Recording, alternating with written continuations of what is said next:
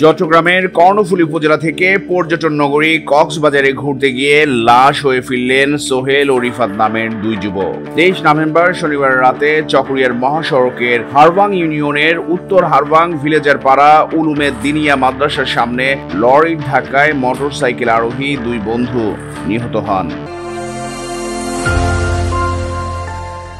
তথ্যসূত্র বলছে, সড়ক দুর্ঘটনায় নিহত সোহেল ও রিফাতের বাড়ি চট্টগ্রামের কর্ণফুলী উপজেলার চরলক্ষা ইউনিয়নে। এদের মধ্যে সোহেল চরলক্ষার 3 নম্বর ওয়ার্ড ভানুর বাপের বাড়ির হেলালের ছেলে। নিহত রিফাত একই এলাকার চরলক্ষার 1 নম্বর ওয়ার্ডের মাঝি গোষ্ঠীর হায়দার বাড়ির মাঙ্গা মিয়ার ছেলে।